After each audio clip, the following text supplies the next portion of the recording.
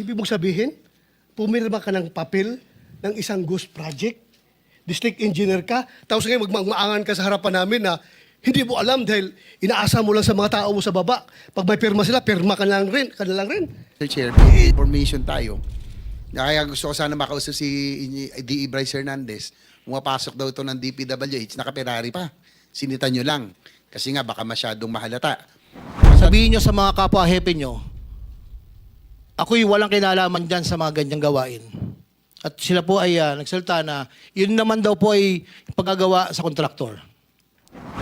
Adi, Henry Alcantara, kasi po nabanggitin ko kayo, ito yung pagkakataon din na maklarify nyo at malinis yung inyong pangalan dahil sa lumalabas dito sa pagdinig ng Blue Ribbon Committee at doon sa privilege speech ni Senator Lacson ay yung inyo pong District Engineering Office ang naging notorious, no, sa Bulacan. At na-confirm din po at inamin din po ni Secretary Bonoan na meron ho indeed na lumalabas na ghost projects. Ang katanungan ko lang po dito, narinig nyo ba na meron pala totoo ba na merong doon sa inyong terminology, doon sa inyong distrito na merong mga proyektong pang-sports at merong pang-pamilya? Narinig nyo na ba yun? Parang hindi ko po mag-gets yung pang-sports saka pang-pamilya po eh. Kasi po, yan base ron sa dating commercial at saka ibig sabihin po niyan, pag sinabing pang-pamilya, ito po yung mga proyektong lehitimo, may execution at na-deliver, no, na mga lehitimong kontraktor. At yung pang-sports, ito daw po ito yung talagang pwedeng paglaruan at talagang walang delivery, ito po yung guni-guni, ito po yung ghost projects at talagang buo yun na pinipera na lang. So, kino-confirm nyo ba o dinideny nyo na meron pong ganitong dun sa inyong distrito? If I may po, explain ko lang po. Nung po nga ang ating presidente ay nagsalita po sa kanyang SONA, after the day after po, I called up the present district engineer at that time, D.E. Bryce Hernandez, to make an inventory of all the projects from 2022 to 25. Tinawagan ko po siya, sabi ko kailangan inventaryohin yan. Ang assessment ko lang po, baka mamaya po ay may mga kulang na haba, 1 metro, 2 metro, pa revalidate po. After 2 days, tumawag po ulit ako sa kanya. Sabi ko, anong balita? Mayroon ba tayong mga defects na kailangang ayusin? Sabi niya po, wala. After, nasa 4A na po ako noon, Assistant OIC, Assistant Regional Director na po ako, nagpa-Zoom Kailan meeting. po kayo lumipat ng 4A? June 16 po, 2025. So, magmula noon, si Bryce Hernandez na ang district engineer ng First Engineering District Office sa Bulacan, tama? Yes po, Your Honor, Mr. Chair. Sige po. Mamaya po, Mr. Chair, tatanungin ko rin si Bryce Hernandez dahil mukhang wala na ho siya yatang planong sumipot, no? Dahil I think you have given ample time, Mr. Chair, that for him to show up, no? Nakasabina na po siya ngayon na nag-ano ng contempt. So I suggest that the warrant of arrest be issued on Bryce Hernandez and JP Mendoza dahil ito daw po yung mga notorious na talagang involved at mukhang wala na silang plano na sumipot dito. Sige po, ituloy niyo po, Opo, thank you po. Henry Alcantara. Nag-Zoom meeting po kami. Pinatawag ko po lahat ng mga dating kasamahan ko para po kaharap po sila at bine-verify ko po sa Bryce Hernandez, meron ba tayong mga findings sa mga defects? Sabi niya po, wala. After the meeting po, isang kauupo lang po na construction chief ang nagpunta po sa akin. 2 po actually, si Engineer Galang, ang hepe po ng planning. At nagsabi sa akin na, boss, parang meron kaming nakikita. Posibleng wala po. So, ang sabi ko po sa kanila, August 3, 7 p.m., that was Sunday. Pinatawag ko po, lahat po sila. Sabi ko, totoo ba ang balita na mayroong mga project na nabayaran? Without my knowledge po. Kasi po, explain ko lang po, ako po yung umaasa at nagtitiwala sa mga tao ko na lahat po sila nakapirma na. Sa bandang huli, ako po, yun po, aminin ko, may negligence on my part. Nung pong meeting na yon, kausap ko po silang dalawa, totoo ba? At kasama po yung mga ibang hepe, ako po yung nagsabi na sabihin nyo sa mga kapwa hepe nyo, ako'y walang kinalaman dyan sa mga ganyang gawain. At sila po ay nagsalita na yun naman daw po ay paggagawa sa kontraktor. Sa kontraktor po ipapagawa. So, after po ng meeting, kinausap ko po yung Engineer J.M. Ramos, which is the construction chief. Sabi ko, mag-ikot ka, magsama ka ng mga tao.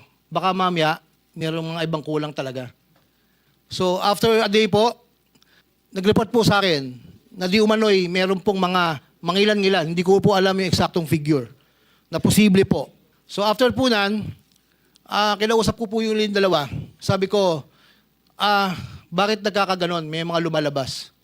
So, from there po, since ako po hindi na parte ng Bulacan First, sila na po yung mga nakaupo doon, hindi ko na po alam yung sumunod na step na ginawa po nila until such time na, ito po, August 7, 5 o'clock in the afternoon. Pero cut ko na lang po kayo. Opo. Sir, isa na lang hindi po, pala, no? if you may, nag-report po ko kay Secretary Bonoan na may possible po ayon po sa report ng ibang tao ko. Kayo yung pa nag-report sa kanya. Nag-report po Possible ako sa na kanya, may that ghost was projects. 5 o'clock in the afternoon. Kailan ka pinalitan ni Bryce Hernandez? June 16 po, 2025. So bago lang. Yes po, Your Honor. June 16, 2025. Yes po, Your Honor. Alam mo, yung staff ni ni Senator Lacson, isang araw, 2 araw lang nilang pinuntahan, na validate nila kaagad. Na pinpoint nila agad kung saan yung ghost project na yan na sinasabi. Tapos ikaw, na dating DE ng distrito na yun, hindi mo alam na meron pala?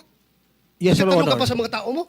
Kasi po, ang proseso po namin, ang una pong dapat po in charge sa project ay project engineer. Sila po ang nakakaalam dyan sa site po. Project engineer, may materials engineer, may project Huwag na tayo inspector. magpapasahan dito ng kwan. You are the district engineer Yes po. of that engineering district. Yes, Your Honor. Ngayon, pipirma ka doon sa papilis para mabayaran yung ghost project na yan. Sir, Di ba? if I may explain po, Your Honor. Hindi, tinatanong ko, pumipirma ka ng papel, di ba? Yes po, Para Your Honor. makaklaim sila ng full payment. Yes po. Okay. Ibig mong sabihin, pumirma ka ng papel ng isang ghost project, district engineer ka, tapos ngayon magmaangan ka sa harapan namin na hindi mo alam dahil inaasa mo lang sa mga tao mo sa baba. Pag may pirma sila, pirma ka na lang rin. The buck stops at the district engineer as far as the projects that were being implemented in that particular engineering district. Dapat alam mo yan, di ba? Tapos ngayon, kunyari, magtanong ka pa sa mga tao sa baba, o, meron ba? Tapos tanungin ka sa mga tao mo na, parang meron, sir, parang meron. Napaka-hirap intindihin na ikaw, district engineer, hindi mo alam. Tapos yung mga tao ni Senator Lacson, one day lang nila pinuntahan yan with the use of the GPS, na-locate nila, tinanong na yung mga barangay officials doon, sabi, wala talaga yan, sir. Wala talaga. 2 days lang ginawa ng staff ng Senado. Ikaw, you've been there for how many years ka naging DA doon? 5.5 years, sir. 5.5 years. Tapos Senator hindi mo Bato. alam na may ghost project pala. Senator Bato, I think you made your point already. Thank you, Mr. Chair. Mr. Wala Chair. nang time Thank you. si Senator Salamat, Wala nang salamat, time, pero- sir. Sorry, Okay Senator na. JB. The last point na lang, Mr. Chair, siguro ikot na lang po ako doon sa Hindi po lumabas po yung naging controversial kayo ni yung inyong successor na si Bryce Hernandez.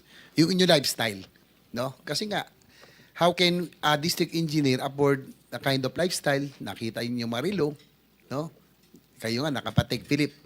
Si Senator Bono, kung psychopathic lang eh. No? TW still na ngayon, promoted na. Si Bryce Hernandez, gano'n din po. At ang meron ako, Mr. Chair, may information tayo. Na kaya gusto ko sana makausap si DE Bryce Hernandez. Pumapasok daw ito ng DPWH, naka-Ferrari pa. Sinita nyo lang. Kasi nga, baka masyadong mahalata. Ang tanong ko lang po,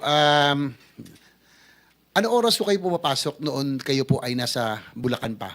Hindi po fix po lahat. Minsan po pag may meeting sa umaga sa NLEX Petro, nakipag-meeting po and then dumidiretso po ako sa office. Around 9 to 10 o'clock po. Ang aking informasyon, Mr. Chair, ay 10 a.m.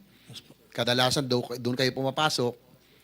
Nung DE pa, tas assistant nyo sila Bryce at yung sila JP Mendoza.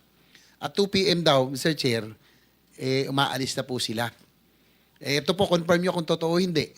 10 a.m. to 2 p.m., 2 p.m. diretso na raw kayo at nagkakasino. Totoo po ba ito? Hindi. Ako po, maabot po ako ng 5 o'clock, Your Honor. 4 o'clock, 4:30 po. Pero yung grupo niyo raw po, hindi lang kayo shopping buddy, pati po sa paglalaro. Yan po, dapat po verify paano ho kayo nakakapasok.